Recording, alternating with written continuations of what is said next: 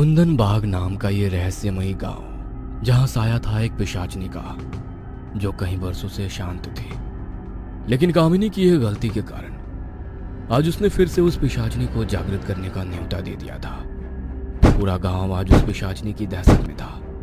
गांव वालों ने कामिनी के घर के बाहर लाठियों से वार करना शुरू कर दिया था। ना चाहते हुए भी कामिनी अपने घर का दरवाजा खोलने पर मजबूर हो गई थी। वो डरी सहमी सी अपने लड़खड़ाते हुए कदमों से दरवाजे की ओर बढ़ी रही थी कि तभी पीछे से उसके पिता ने उसे आवाज लगाते हुए दरवाजा खोलने से रोक दिया। अपनी बेटी कामिनी की ढाल बनकर उसके पिता ने अपने कांपते हुए हाथों से दरवाजे को खोला तो सामने का दृश्य देखकर वो दोनों डर से कांप उठे।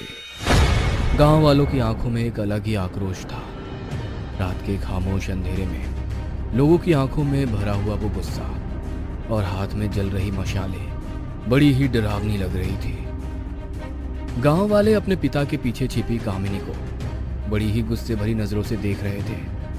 डर के मारे कामिनी ने उनसे नजरें चुराने के लिए अपनी नजरों को नीचे झुका लिया कि तभी गांव का एक आदमी उसकी तरफ देखते हुए बोल उठा, अब नजरें नीचे करने से क्या होएगा हैं?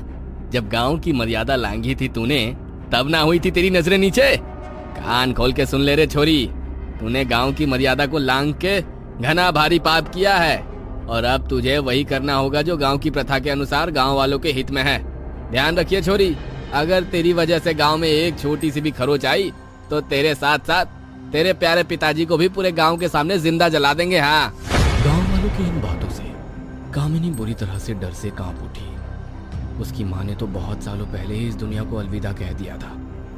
बेचारी कामिनी के पास तो उसकी माँ से जुड़ी कोई याद भी नहीं थी। उसने जब से होश संभाला था तब से उसके पिता ने ही उसे माँ और पिता दोनों का प्यार दिया। इस संसार में उसके पिता के सिवा उसका कोई भी नहीं था। इसीलिए अपने पिता के लिए ऐसे शब्द सुनकर उसका मन अंदर ही अंदर की चूट रहा था। आज पहली बार वो खुद को अंदर ही अंदर कोस रही थी कि उसकी वजह से आज उसके पिता को यह दिन देखना पड़ रहा है। आखिर ऐसा क्या कर दिया था कामिनी ने जिसके कारण आज उसे और उसके पिता को यह दिन देखना पड़ रहा था। कामिनी के पिता इस समय उसे गांव वालों के गुस्से से बचाना चाहते थे। इसलिए वो गांव वालों के सामने हाथ जोड़कर उनसे वहां से चले जाने की विनती कर रहे थे। गांव वालों ने उस समय उसकी विनती को सुनकर वहां से चले जाने का आग्रह स्वीकार करते हुए उनसे कहा, कल हम फिर आएंगे, लेकिन याद रखना कल हम इसे हर हाल में अपने साथ लेकर ही जाएंगे। कल ना तो तू हमें इसे ले जाने से रोक पाएगा, ना ही भगवान।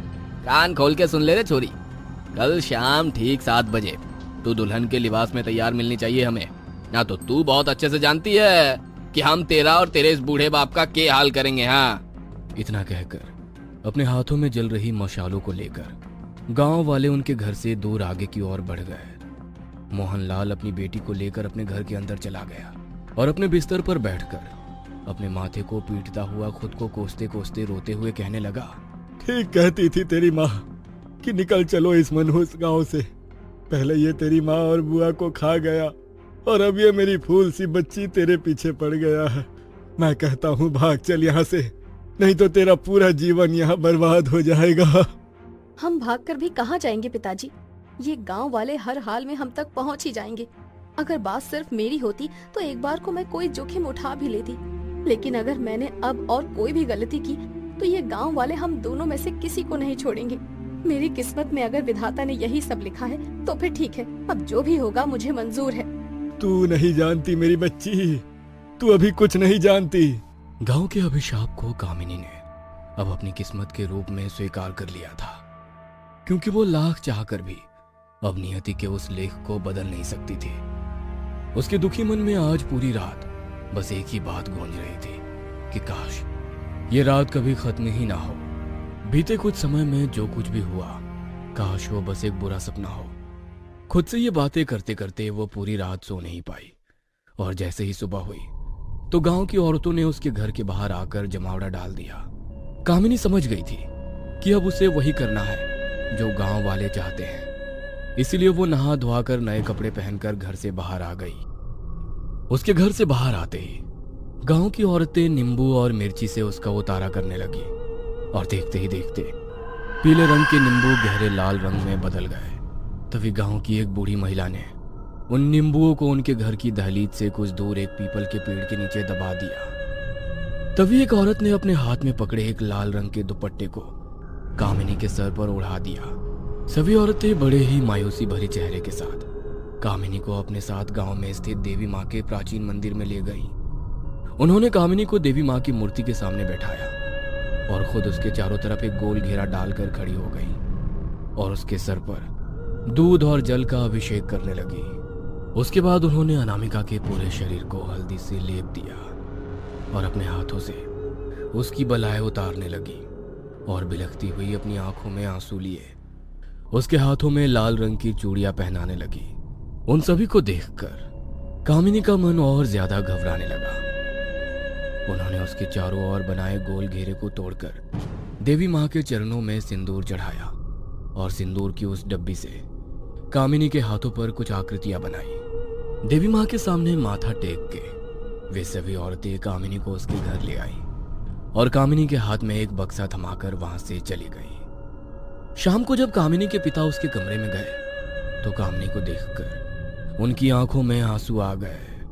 कामिनी दुल्हन के जोड़े में सजी किसी अप्सरा से कम नहीं लग रही थी। उसके पिता मोहनलाल ने उसकी ओर बढ़कर उसके सर पर अपना हाथ रखते हुए कहा, मुझ जैसा भागा बाप भला कौन होगा जो जीते जी अपनी बेटी को मौत के मुंह में जाते हुए देख रहा है।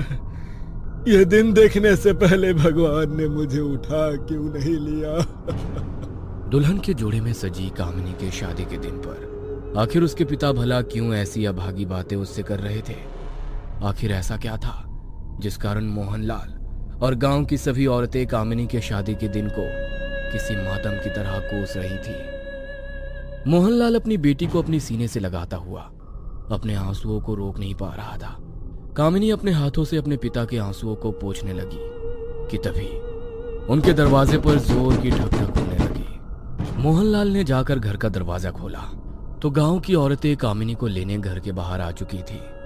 मोहनलाल ने कामिनी को बाहर बुलाया और उन्हीं में से एक बूढ़ी औरत ने कामिनी को एक लोहे की कील और माचिस उसके पर्स में रखने के लिए दी। कामिनी ने उसके हाथ से माचिस और कील को लेकर अपने पर्स में रख लिया और वो उन औरतों के साथ साथ चलने लगी। उसके पिताजी मोहनलाल भी उन सबके पीछे पीछे चलने लगे। कुछ देर चलने के बाद रास्ते के एक चौराहे पर उसी बूढ़ी औरत ने सूखे चावलों से देविका की नजर उतारकर चौराहे के बीचों बीच रख दी और फिर से सभी आगे की ओर बढ़ने लगे।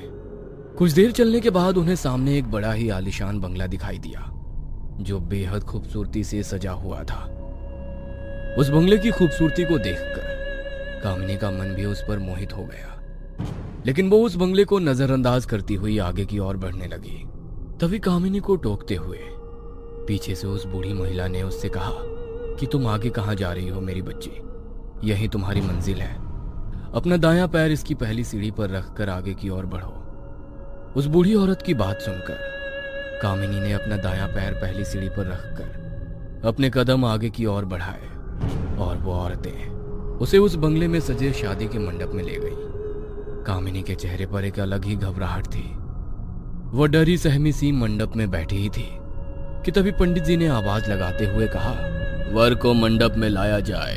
पंडित जी की बात सुनकर कामिनी ने जैसे ही अपनी नजरें उठाकर देखा तो सामने अपने दूल्हे को देखकर उसके होश उड़ गए।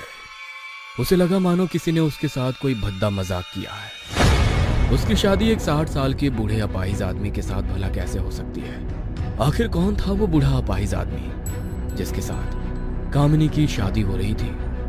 आखिर ऐसी क्या मजबूरी थी उसकी जिस कारण उसे यह शादी करनी पड़ रही थी? आखिर क्या था इस शादी के पीछे छिपा वो राज? जानने के लिए इस कहानी के अगले भाग को अवश्य देखें।